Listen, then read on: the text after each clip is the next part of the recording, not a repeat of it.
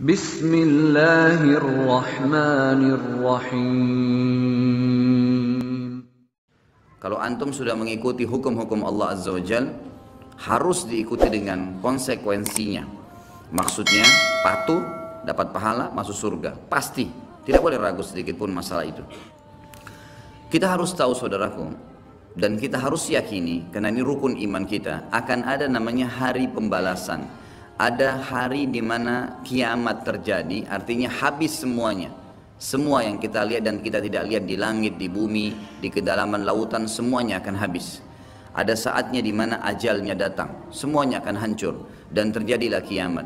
Dan itulah proses pindahnya manusia dan jin kepada alam akhirat, di mana mereka akan hidup abadi di sana dan mereka akan menikmati hasil perbuatannya kalau baik, dan mereka akan dihukum kalau hasilnya buruk. Jadi ini bukan, sekali lagi saya sering ucapkan di majelis ini teman-teman dan di majelis ilmu saya yang lainnya.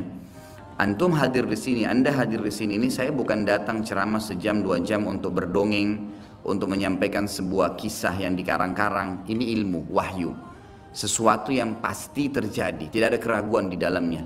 Jadi apapun yang disampaikan itu bukan hanya sekedar untuk didengar telinga kanan keluar telinga kiri.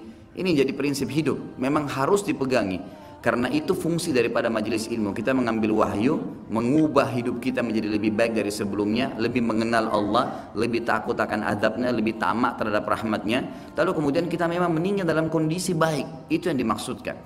Jadi kalau antum hadir di majelis ilmu tidak bisa mengubah orang menjadi lebih baik dari sebelumnya, lebih bertakwa kepada Allah, lebih takut terhadap azab-azab karena berbuat pelanggaran, percuma saja hadir. Harusnya memang bisa mengubah. Makanya fahami setiap ustadz yang datang, antum hadir di majelis ilmu manapun, target dia berbicara itu bukan seremoni, bukan menyampaikan, bukan penyanyi, bukan pelawak yang datang hanya sekedar menyampaikan untuk menghibur orang kemudian terima fulus atau duit untuk itu, sama sekali. Itulah sebabnya kenapa Nabi SAW sholat sampai kakinya pecah-pecah. Dan Aisyah akhirnya hampir meneteskan air mata berkata, ya Rasulullah, bukankah dosa anda sudah diampuni yang lalu dan yang akan datang? Belum dikerjakan sudah diampuni. Jawaban Nabi SAW sederhana, afala akunu abdan syakura. Tidak layakkah saya menjadi orang yang bersyukur karena saya bisa diberikan petunjuk dan akhirnya saya bisa mengetahui mana boleh dan mana tidak boleh. Itu sebuah karunia yang sangat luar biasa bobotnya. Sebelum kita lanjut, jangan lupa like, subscribe, dan nyalakan loncengnya agar tidak ketinggalan info terbaru lainnya terkini. Semoga bermanfaat. Assalamualaikum warahmatullahi wabarakatuh. Alhamdulillah dan alhamdulillah. Terus kita mengucapkan puji dan syukur kehadirat Allah Subhanahu wa taala atas segala nikmatnya yang tidak terhingga. Dan dia hanya meminta kita untuk menyembahnya, patuh dan tunduk kepadanya, lalu kemudian menikmati apa yang sudah disiapkan sebagai fasilitas dan bersyukur. Dan syukur ini dengan mengucapkan alhamdulillah. Maka tidak ada sulitnya bagi seorang muslim untuk sering mengucapkannya. Dan juga kita panjatkan salawat dan taslim kepada Nabi besar Muhammad SAW. Siapapun yang mengikutinya pasti hidupnya akan tenang, punya panduan hidup, tahu mana halal dan mana haram, dan pada saat meninggal akan masuk ke dalam surga. Orang yang menolak risalahnya, ajarannya, pasti dadanya akan sesak, hidupnya susah, tidak tahu mana halal dan haram, dan meninggal masuk ke dalam api neraka. Allah Subhanahu wa taala bersama dengan malaikatnya mengucapkan kalimat hormat, salam kepada Nabi SAW. Maka sangat wajar kita sebagai pengikut yang setia dan mau selamat, kita selalu mengatakan sallallahu alaihi wasallam. Semoga Allah berkahi saudaraku. Kita akan bahas pasal ke-10 malam ini kitab Minhajul Muslim dan beriman, yang berjudul beriman kepada hari kemudian. Setelah membahas pasal ke-9 beriman tentang risalah Nabi Muhammad sallallahu alaihi wasallam bersama dengan mukjizat-mukjizatnya dan bukti-bukti, di mana Taurat dan Injil pun sudah menyebutkan nama Nabi sallallahu alaihi wasallam. Berbicara masalah beriman, saya akan terus ulangin kalimat ini, adalah pengikraran dengan lisan, keyakinan dalam hati, dan diikuti dengan aplikasi anggota tubuh.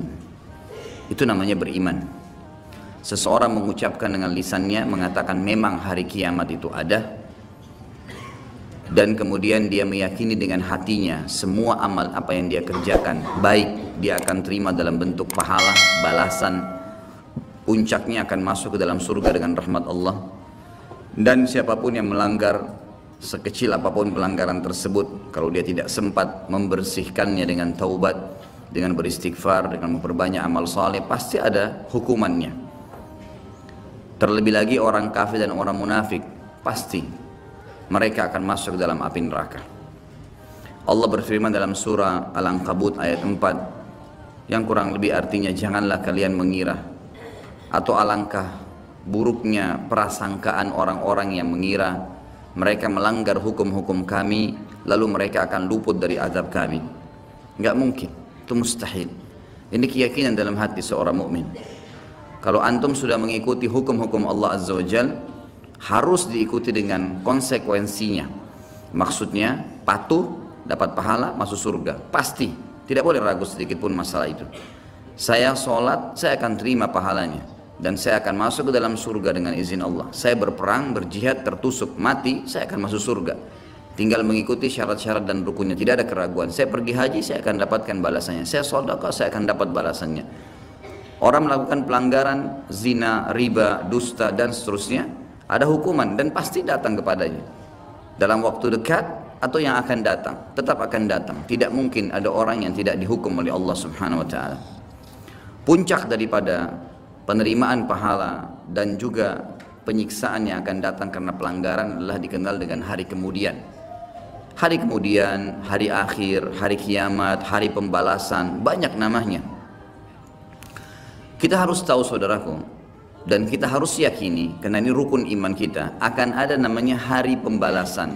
Ada hari di mana kiamat terjadi, artinya habis semuanya. Semua yang kita lihat dan kita tidak lihat di langit, di bumi, di kedalaman lautan, semuanya akan habis. Ada saatnya di mana ajalnya datang, semuanya akan hancur dan terjadilah kiamat.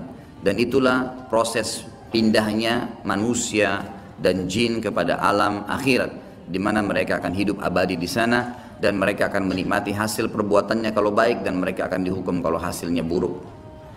Kiamat ini akan terjadi bila diikuti dengan beberapa tanda-tanda sebelumnya, baik tanda-tanda kecil ataupun tanda-tanda besar.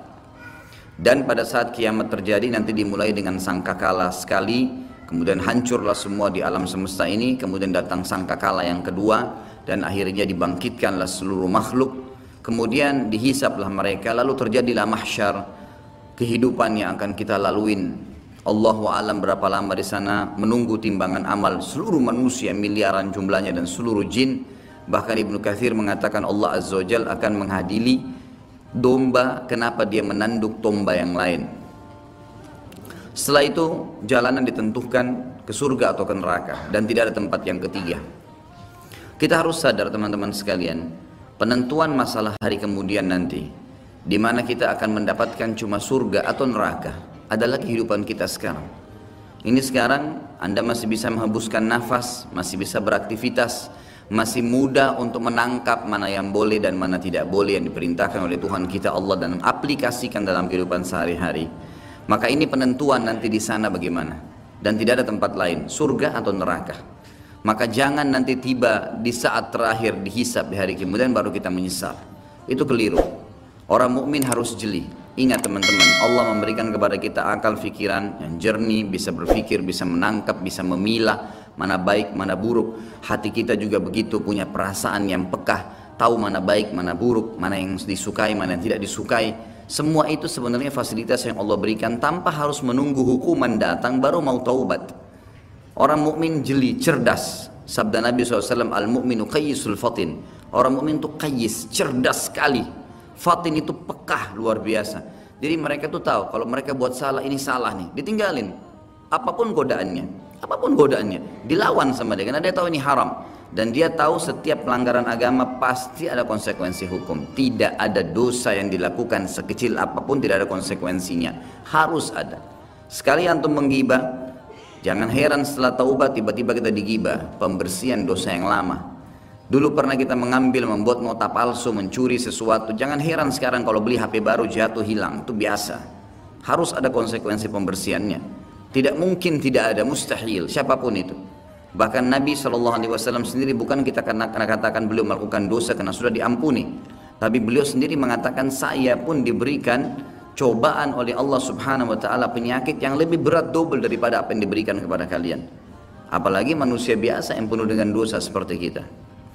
Kita akan bahas fase hari kiamat ini teman-teman sekalian dengan tanda-tandanya, kecil dan besar. Kemudian kita akan masuk ke fase kiamatnya. Kemudian kita akan masuk ke, ada bahasan di pasal ke-11 nanti tentang azab dan nikmat kubur. Kemudian nanti kita akan masuk ke fase mahsyar, kemudian surga dan neraka. Ini memang poin yang akan dibahas secara berentetan tentang masalah ini.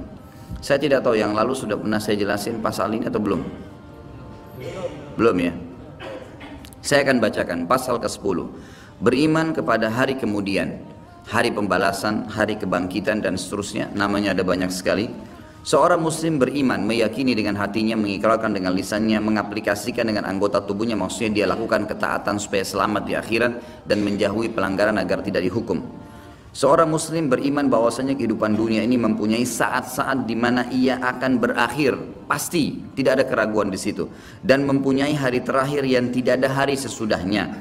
Lalu datang kemudian kehidupan berikutnya untuk kehidupan akhirat. Pada saat itu Allah Azza wa Jalla membangkitkan kembali segenap makhluk dan menghimpun mereka semua untuk diadakan perhitungan atau hisab, di mana orang-orang saleh diberi balasan kenikmatan abadi dalam surga, sedangkan orang-orang yang durhaka atau penuh dengan dosa diganjar dengan azab dan siksaan menghinakan di dalam api neraka. Na'udzubika minan nar.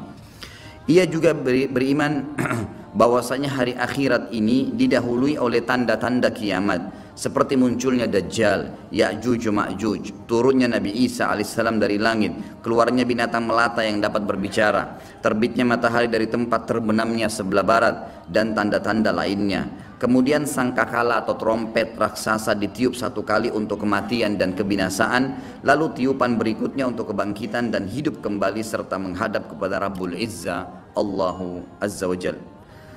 Kemudian penyerahan kitab-kitab catatan amal masing-masing, maka ada yang menerima kitab catatan amalnya dengan tangan kanannya dan pasti dia selamat, dan ada pula yang mengambilnya dengan tangan kirinya yang pasti dia akan celaka. Setelah itu disediakanlah mizan, timbangan amal, dan perhitungan amal atau hisab pun dilaksanakan, lalu jembatan terbentang di atas neraka menuju surga. Dipancangkan hingga berakhirnya proses agung tersebut dengan menetapnya semua penghuni surga di surga dan penghuni neraka di neraka. Iman yang demikian itu diyakini karena dalil-dalil nakli dan akli berikut ini. Jadi ini bukan, sekali lagi saya sering ucapkan di majelis ini teman-teman dan di majelis ilmu saya yang lainnya. Antum hadir di sini, Anda hadir di sini ini saya bukan datang ceramah sejam 2 jam untuk berdongeng, untuk menyampaikan sebuah kisah yang dikarang-karang. Ini ilmu, wahyu, sesuatu yang pasti terjadi, tidak ada keraguan di dalamnya. Jadi apapun yang disampaikan itu bukan hanya sekedar untuk didengar telinga kanan keluar telinga kiri.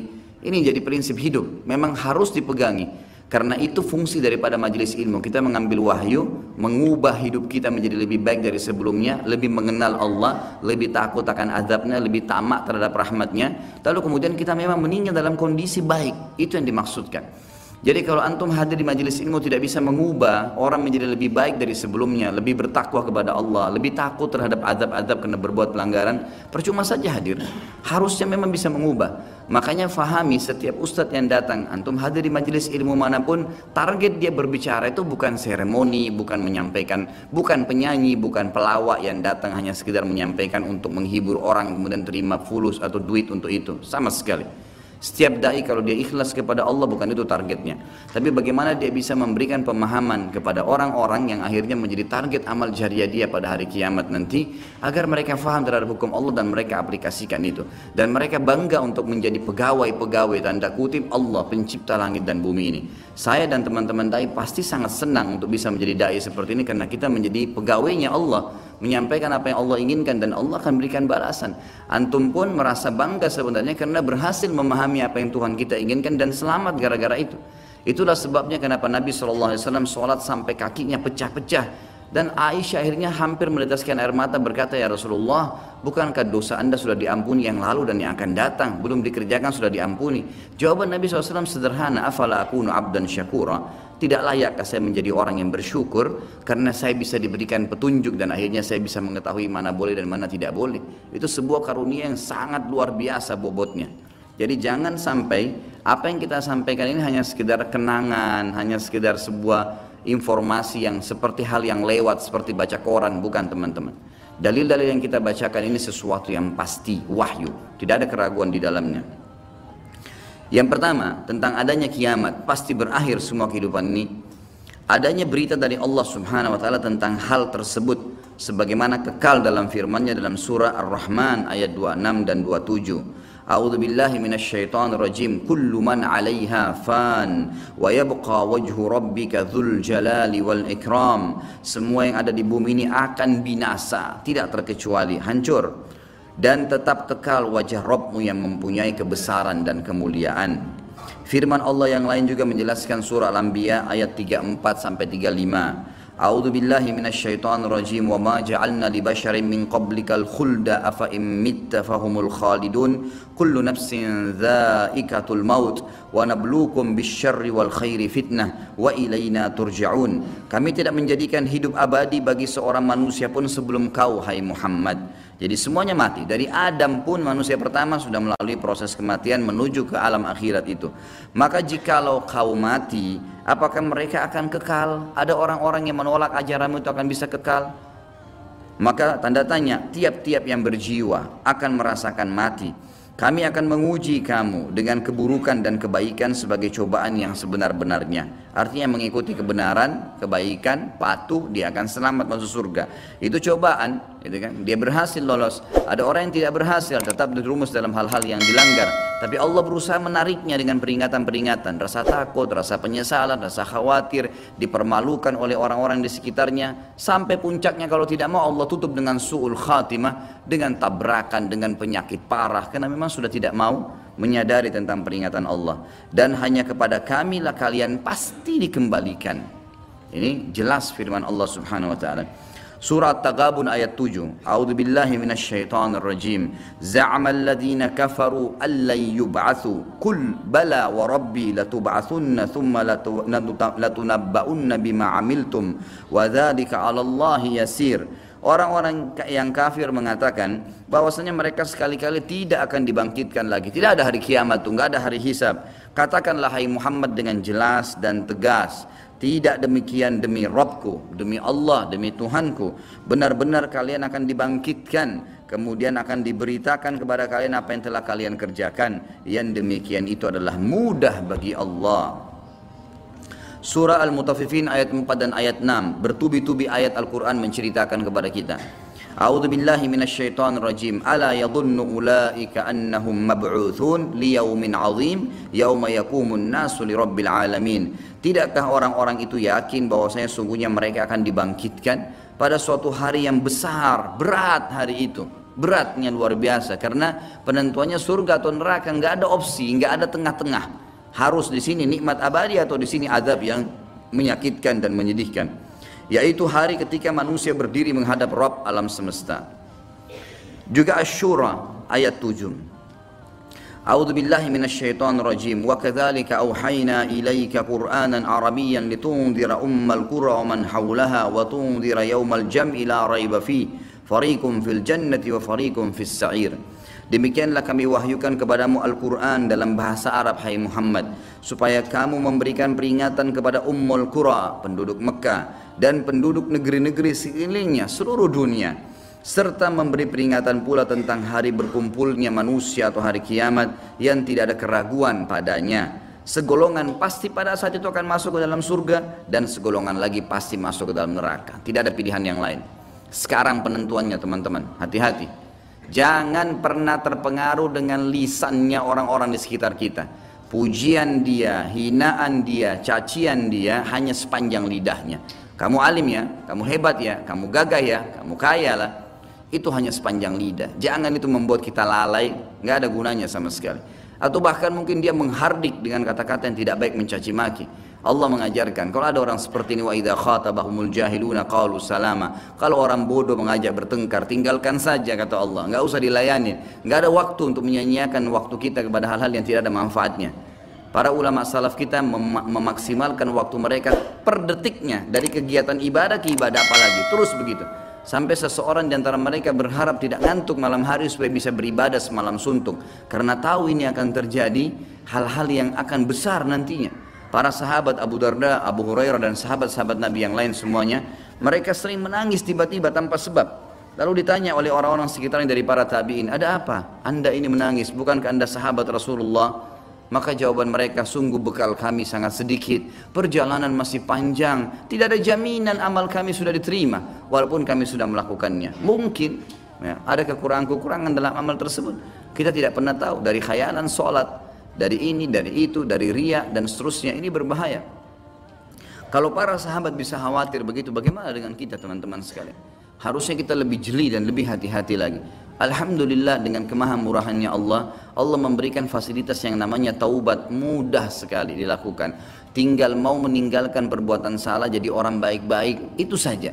Patuhi jalannya Allah, maka Allah masih bisa mengampuni itu kesalahan-kesalahan. Walaupun apa yang sudah kita sia-siakan sudah rugi sendiri. Artinya kalau pernah kita selama 10 tahun lalai terus berbuat dosa, dan dalam 10 tahun itu ada orang lain yang sudah berbuat amal ibadah, sudah puasa Senin Kamis, sudah puasa, sudah hadir majelis ilmu, sudah sholat 5 waktu di masjid, sementara kita lalai, maka tentu berbeda antara kita dengan dia. Itu secara akal sehat pastinya. Jadi jangan sampai kita menganggap semua orang sama tingkatannya, tidak. Tapi bukan mustahil dengan amal-amal yang tersisa setelah kita taubat akan meninggikan derajat kita. Bukan mustahil.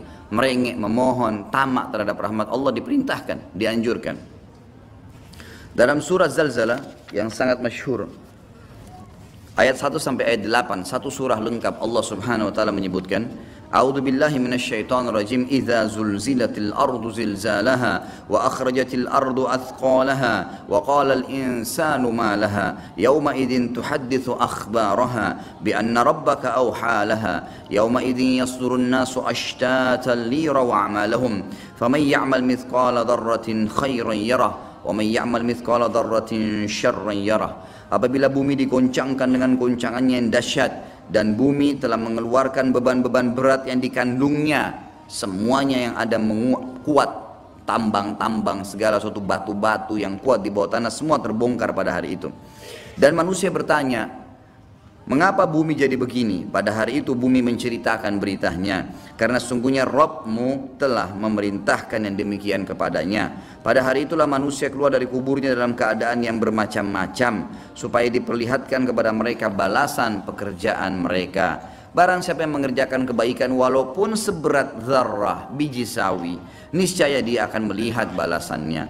Dan barang siapa yang mengerjakan kejahatan walaupun seberat biji zarrah, biji sawi, niscaya dia akan melihat balasannya pula.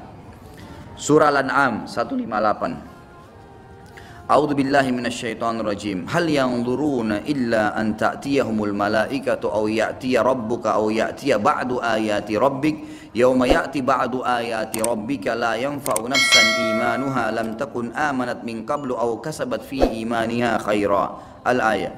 Yang mereka nanti-nanti, kapan mau taubat nih? Kapan yang kafir itu mau beriman kepada Allah?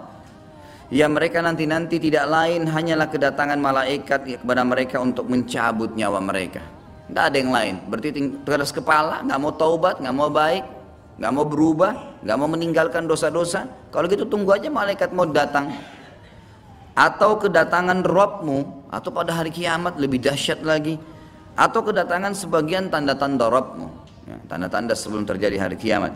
Pada hari datangnya sebagian tanda-tanda Rabbmu, tidaklah bermanfaat lagi iman seseorang bagi dirinya sendiri yang belum beriman sebelum itu, atau dia belum mengusahakan kebaikan dalam masa imannya.